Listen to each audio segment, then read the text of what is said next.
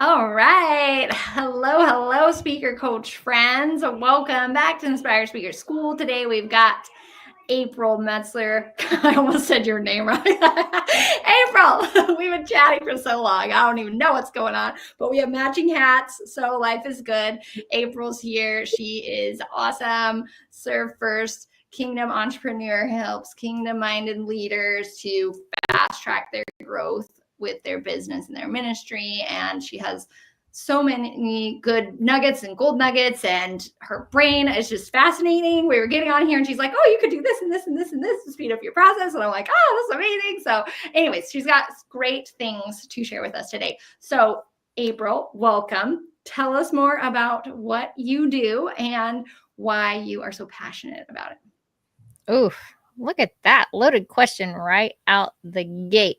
Well, I love the fact that you actually shared about the hats because I do wear tons of hats. So I won't get into the weeds of all that, but mostly what I do, like you said, is actually help people fast track what they're doing with the busyness of the world, the noise of the world. A lot of leaders are in that space of, sometimes even feeling alone. They get all of these moving parts going, and all of a sudden it's like, what do I do next? And I do visit with a lot of people that get into that overwhelmed space. Sometimes it's burnout oriented. Sometimes it's just getting processes and workflows put into a way that actually makes sense so that they can actually not juggle, but walk in peace through what they're doing, and maybe even take juggle out of their vocabulary. Who knows? Like, it just depends on who I work with and what their needs are in what that equates to. But ultimately, we're just trying to be intentional up in here and stay teachable, because there's always room for improvement, and just lead others well. And one of the things I like to inject into the atmosphere of any leadership conversation is breaking that stigma that's tied to that word itself, because no Webster's dictionary is literally super simple and keeps it simple. And I love it. But to lead equates to just going first. So, Michelle, thank you for going first in this conversation. You are leading me in this conversation. Thank you. All right. I love that. Actually, I'm actually really glad that you started with that, because I feel like a lot of people are talking about leadership. And I can feel on an energetic level that my brain's kind of does this whenever anybody says leadership, because with some of these bigger words like intentionality and leadership, they're aspirational words.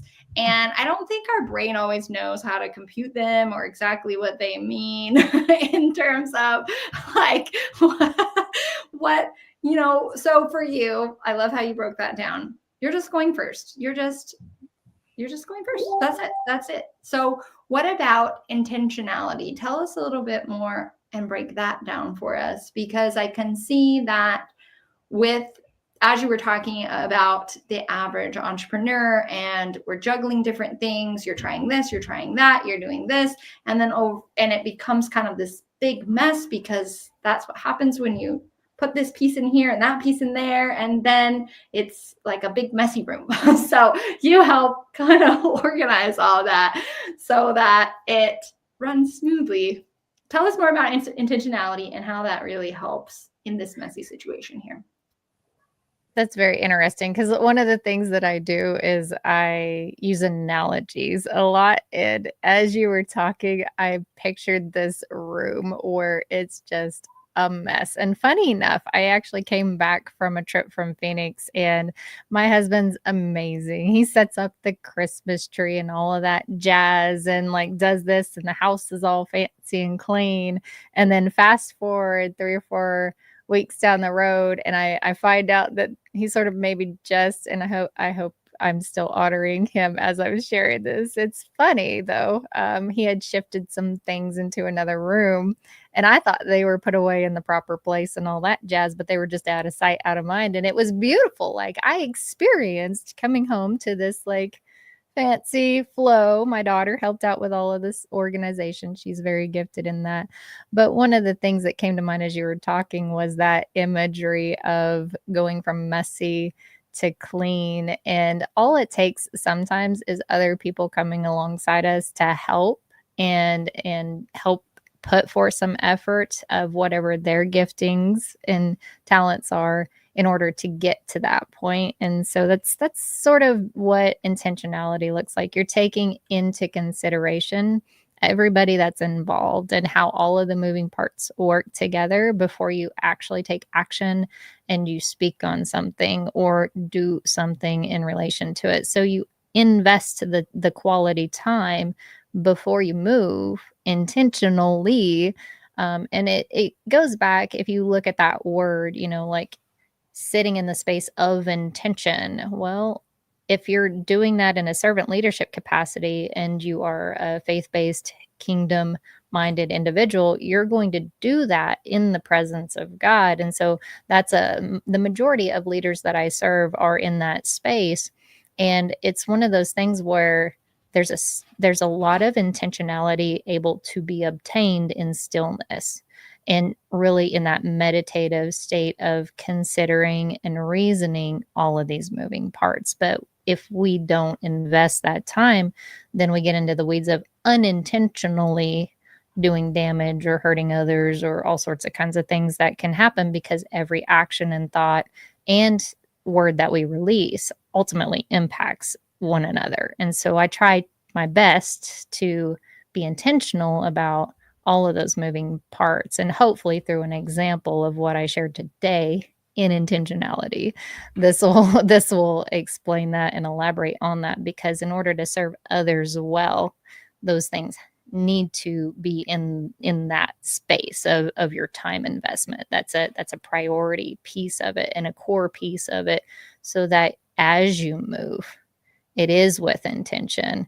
And as you speak, as you think about these things and create and build and walk this thing out, that you are in that space of positive, changing the world, be the change that you want to be in the world kind of impact that we hope to do. So Well, and I can hear as you're speaking about this, I am just imagining earlier you said overwhelm, and in people in ministry, or even people in business, the heart-centered people that we work with, they don't just have one thing going on. They've got their family, they've got their business money-making thing, they've got their ministry thing, and there might be two of some of those things, right, going on or more.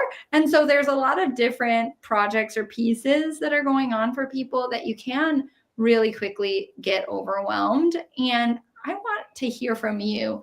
How do you think overwhelm really impacts people in terms of loss of time, loss of opportunity? You were saying with intentionality, our words sometimes have, they're going to have an impact on and you might unintentionally hurt someone. So what's the cost of overwhelm is what my question is.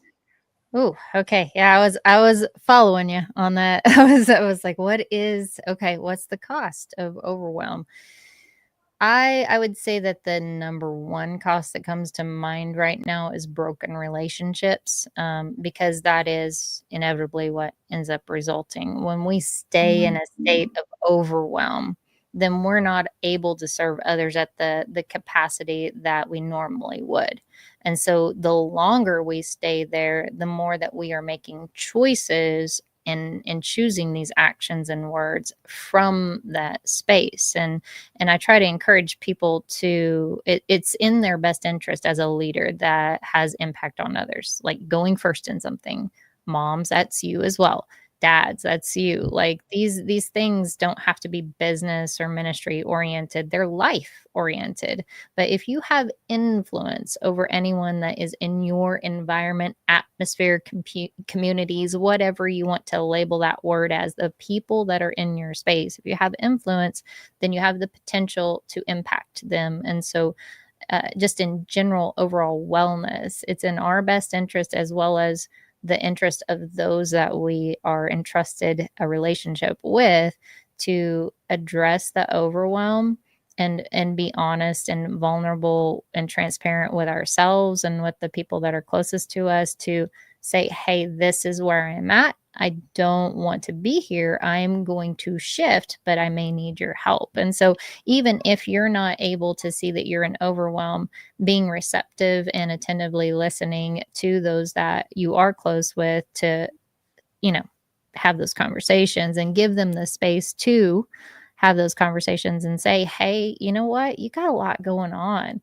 When you start hearing things like that in the conversations that you're having, that is your cue to say, okay, I need to take a day off, or I need to take an hour or two and really consider these things, because there's probably a lot of truth to this. If I'm hearing myself say these kind of things, like, oh my gosh, this is too much. This is a lot. Like, you catch your phrasing in your conversations with others about, oh, I would love to do that, but I've got this, this, this, this, and then the list goes on and on, going on. And then you're literally speaking overwhelm over yourself. Like, these are signs to reel it back, because the next step in overwhelm, it leads to burnout. And you're going to hit a wall, and that's just is what it is. Like, everybody has walked through overwhelm knows that that's a potential on the other side of it if they don't address it. And if they don't, then they're just in a cycle. So, like, one of the biggest things is just broken relationships, because if we stay there, then we're speaking from that space, we're doing from that space, and it's just not conducive to honoring those around us. It's a disservice to those that we are impacting. So, as you're talking about this, well, when you said broken relationships, first of all, that was so profound. I wouldn't have come up with that, I don't think. But you're absolutely right. The thing, if we're not showing up at our highest level because we're overwhelmed and we're just running around like frantically, then everyone else can feel that energy, and they're like, ooh, first of all, like, ooh, I don't want to work with you. The things that you're making aren't has high quality, the things that you're creating. And whenever you first said that, I thought about these entrepreneurs and these ministers, the speakers, and your personal, like, your closest relationship with maybe a spouse or a partner, and how much that, like, this is going to affect your marriage. It's going to affect your relationships with your children. And how do you want to show up in that space? Oh my gosh, this could be such a long conversation, because I have so many more questions about that. Because I think a lot of it happens. Okay, I'm going to share my analogy that came up, then I'm going to ask you this question. But whenever I lived in Japan, I lived in Tokyo for a year and a half, and the people there's millions of people. I can't remember if it was 7 million, 17 million, or 19 million that live in the Tokyo area. And you go to the train station and there's crowds of people. You can hardly walk without bumping into someone. And as an American, we are just like, whenever you first get there, you're bumping into everyone because you don't understand. You're not intentional because you've never really been in that situation where there's so much going on. And so what I noticed was, when I first got there, I'm bumping into so many people, and it's causing all this trouble. But if you watch the Japanese people, it's like they're floating around each other magically. I don't know, whenever you first get there, you're like, how are they doing this? That they're just so vibing with each other. And even I had a missionary companion who came. I started a mission there, and I had a missionary companion who came recent, and I was training her, and I saw her do the same thing, where she's just constantly bumping into people because we're not being intentional. We're not paying attention to what is going on around us. We're thinking more about ourselves than other people. And as a American, that's what I think anyway. I just feel like it was just a great visual for me whenever you were talking about that, about the difference between being intentional and not being intentional, that even when there is a lot going on, you can be floating around gracefully and not step on everybody's toes, or you can be bumping around and just kind of confused and overwhelmed. And so my question for you is, where does the overwhelm come from?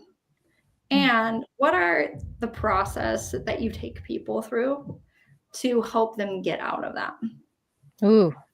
Well, the funny thing is, the first part A of your question, is actually going to be unique and customized to the person. It's really based upon their character and their abilities and skill sets, their talents, and all of that's obviously like uniquely downloaded at point of birth and then learned over the years. Each person has an individual walk and they've experienced things and they've been able to build in these certain measures of grounding, sometimes different tools to cope with. Some people call them coping mechanisms, but depending upon the person, you're going to find that overwhelm is rooted in many different things. Now, the deep down root of foundational stuff typically is, I've found in my experience, is geared towards some type of fear or something that they have not processed through properly,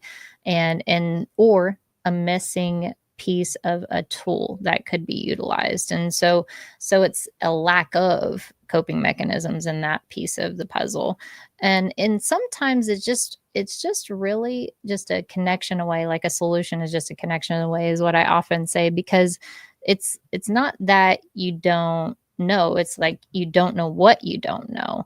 And until you have those conversations and you open up the room in that vulnerable, transparent state to have those conversations, whether that's with yourself, whether it's with your trusted advisors of sound counsel that you have around you, whether that's with your spouse, or maybe even you've already actually connected with an actual counselor that you can go hang out with for an hour session to unravel this stuff. Like, these things aren't necessarily something that you can have a surface answer to of what causes it, because there's all sorts of kinds of things that could be rooted in, and it really just depends on the person. But what I've found to work through those things is really just the identifying that. So the core fast tracking of that would be to identify. And I love that you talked about the bumping around and not being intentional as you're walking through a crowd. And you can easily equate that to just an analogy about life. As we walk through life and we go through these stages of life, we're either going to be aware or we're not going to be aware of what we do and how we impact the world and how we're impacting ourselves as well, like our own mental and physical health and wellness. Like how we digest stuff is going to be seen through how our health is, really. And it's mental health, it's emotional health, it's the whole balance thing, it's the whole thing, whole shebang, you guys. So like when it comes to that, it's just really just having that assessment, really getting down to the root of it. Like, yes, you're overwhelmed. Okay, well, let's ask some refining questions and reflect on these matters. Okay, you've got a busy schedule. Okay, well, why do you have a busy schedule?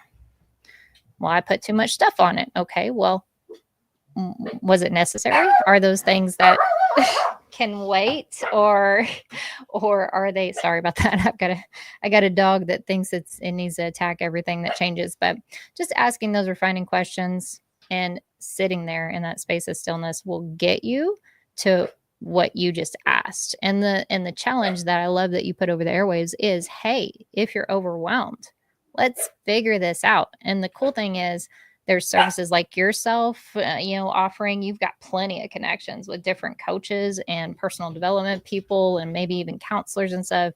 You could facilitate the connection to anyone to answer that for those people, to get them in that space of having that conversation. One of the cool things about coaching is that that's what it offers. It gives you the 30 minutes dedicated to be still. If you can't find that time for yourself, at least you can commit it to someone else. And then maybe that's another coaching matter that we can work on, because you matter, you are valuable, and that 30 minutes of quality time investment in yourself is totally not just for you, but you are worth it, even if it was just for you. So yeah. Yes, so good.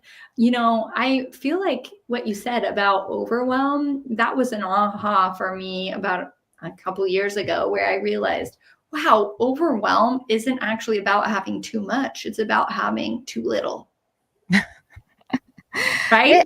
That's good. I like that. Because Yeah. you think it's, oh, I have too much on my plate. There's too much this, there's too much, but really it's, I don't have. right? I don't have time to do this. I don't have the energy to do that. Or I don't have, maybe like you're saying, the connection. I don't have the skill, or I don't have the connection, or you just don't even know what you don't have, but it just feels too much because you are too little almost, right? I love Um, that because it goes back to what I was saying, like the core yeah, belief factor. What are your core beliefs? Like you cannot get to the conclusion of that answer without being still and figuring that out. Like, do you believe that you're too little? Do you believe that you have this or that, or don't have this or that? But yeah, I love that, sis. That's good. that's good. So you mentioned, I actually ran into someone today whenever you were talking about overwhelm. I felt like I was vomiting on them, but like we were talking about before, I just get really excited sometimes, and I'm like, oh my gosh, this is going to help you. But she was very receptive, so I hope I assisted. But anyways, about the connections, we have so many, and I know you're a huge community connection person too. We have so many resources together in our communities and in our connections. She said, oh, I'm struggling with this about dyslexia, and I'm struggling with this with our family, and she even said, I'm looking for someone who can help. Like, I'm looking for a coach, a counselor, or something that can help with our family dynamics, because we have these patterns that we want to get over. And I said, you know what, let me just pull out my phone. I know this person, I know this person, I know this person, and one of them lives right down the street actually from me. So it was really cool that you get to be part of that process and help them say, okay, yeah, here's a connection for you. This is going to help you. This is going to give you the space. And Mhm. I know you are amazing at that, at connecting people to resources and other people. We could talk for hours about that also. We have a fun experience around that. But what I want to ask, my last question that I really want to ask you is, you talked about creating that space, creating that time. Mhm. And when you're overwhelmed, or you're wearing so many hats, it's this catch 22 of, you need that time, but you don't feel like you can take that time because you don't have that time. So then you go in this circle. So I want you to tell us why, in in general, why using that time is going to be valuable for them. But if you could also go deeper and give us a logical explanation, how is that time actually going to save them or open up more time for them? I'm putting you on the spot because you are a professional, April. Yeah, so if someone was having a justification conversation with me as to why they could not, and it would be a very candid conversation with me. And, I don't mince words, so I hope that it's okay to be, candid with your audience. But if that's you and you are reasoning your way out of investing time in yourself, my challenge to you would be to ask yourself why you're reasoning yourself out of that. Like you have justified yourself out of the change that you want. So why is that? And people don't like the word why because it immediately initiates in the brain a confrontational conversation. But in order for us to challenge any belief structures that we have that are deep seated in our subconscious, you have to ask the harder questions to yourself. If you want to do something different, then you will have to ask those questions. That's all there is to it. And if it requires me to initiate the challenge to you, that's fine. But I would much rather in this moment, if that's you struggling, to actually have those candid questions with yourself with a pen and a piece of paper and write whatever comes up and really consider those things because you have core beliefs in you. Whether you want to address them or not, that's up to you. But we all have 95% of the time, our subconscious is literally just going 100 miles an hour. You don't have to think about breathing. You don't have to think about having your heart beat. Like these things happen automatically. And so are the core beliefs that we build up over the years. And so then it becomes a thought of, okay, I believe this or that. But is that true? And does it help me get to where I want to be? Those are just simple, fast tracking questions to cut through the nonsense and the noise and really get down to why we are, in this space. And so to break the cycle, you're just going to have to get real with yourself. I don't know what to tell y'all. Like, if you want something different, you can't sit here like Albert Einstein, to loosely paraphrase his quote, is like expecting different results but repeating the same thing is literally the definition of insanity, is how he put it. And he had respect for that, so much so that it's quoted over all over the place. Like, you can find it on memes and all sorts of kinds of things, but you can't expect different results if you continue to do the same thing. And that's the reason, one of the key reasons I named the business Intentionally Teachable Leaders. If you're intentional, you're going to come to me. If you're teachable, you're going to come to me. If you understand what leadership is as one who goes first, or, you've gotten past that stigma, you're going to come to me. But if you're not, then you're probably not going to come and connect with me. And that is fine. I want to honor your time, and I want my time to be honored as well, as someone that is helping you.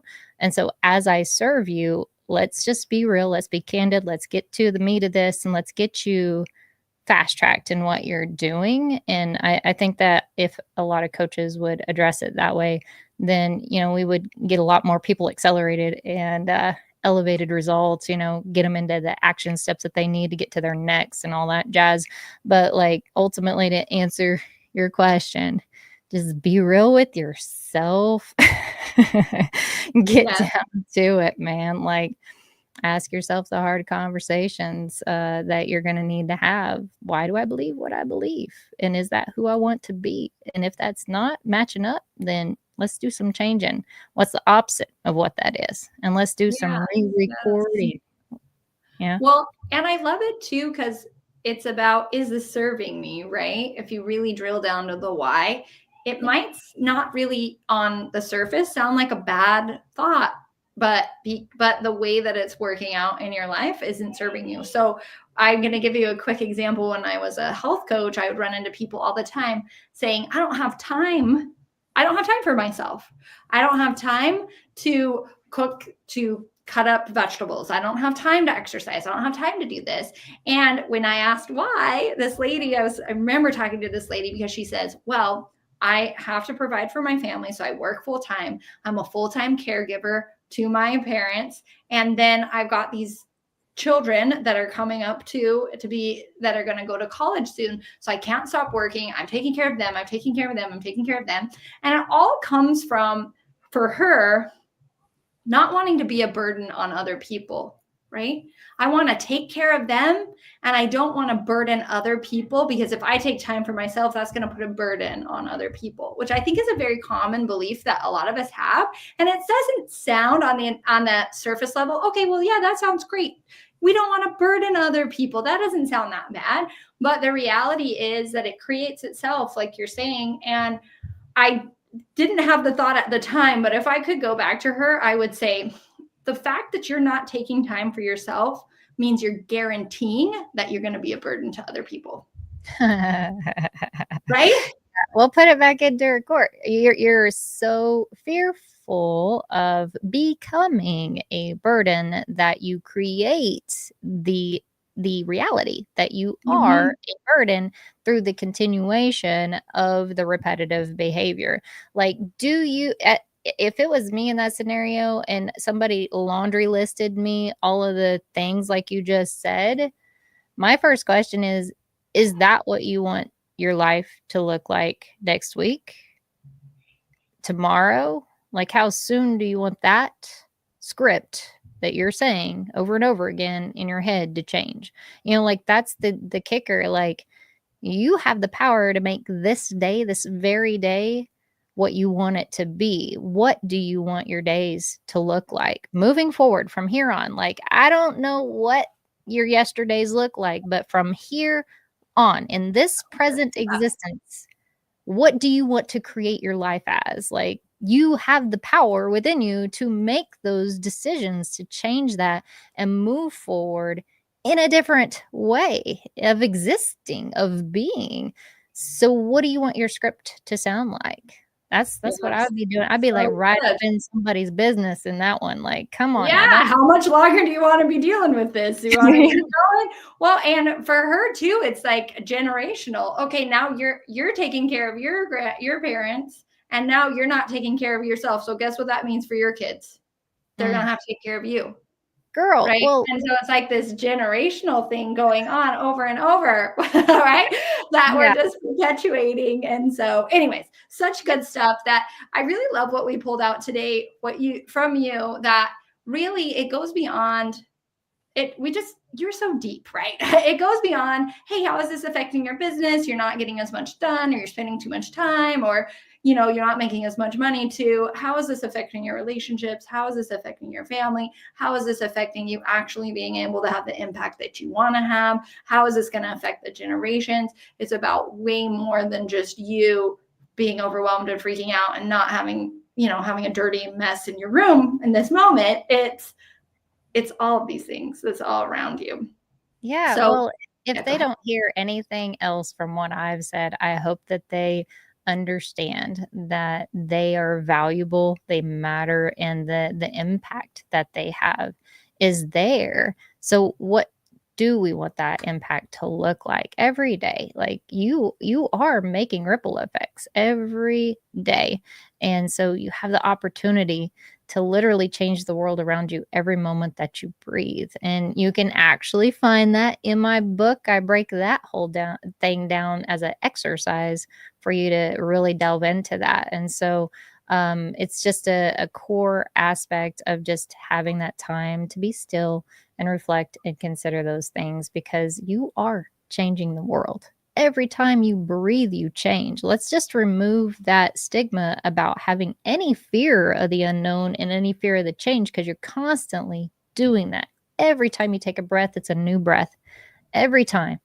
So, what does that look like? Every heartbeat might sound consistent, but it's a new heartbeat. So, every moment that you exist, you have the opportunity to make that impact, and you choose what that impact is. And that's your responsibility. And you can choose whatever you want.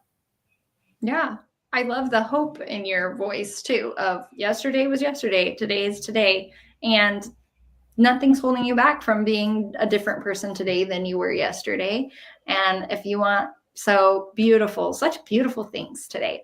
So thank you so much, April, for coming. And if you want to learn more about April, she's got her ebook and it's free and goes through. Do you want to tell us a teeny bit more? I know you just mentioned a little bit that was in there, but Yeah. It actually goes through time management, procrastination, burnout, and overwhelm. And so, if you're dealing with those things, or if they're just some core things, I give you like actionable stuff, solutions right now. You can do it today, and you can shift everything that you got going on. And hopefully, you're ready to rock and roll. Like, I hope that someone at least grabs a hold of one key out of all the keys that I shared. I came at each topic from 4 different angles and gave 4 different actionable solution steps in each one of them. So, you got 16 things to try. Surely one of them is going to help out on each subject. So altogether, that's a lot. You got 64 options there. Knock it out of the park. Let's go. yeah, let's go. Let's go. Well, thank you so much again, April. And we'll see you guys next time on the Inspire Speaker School. Till then.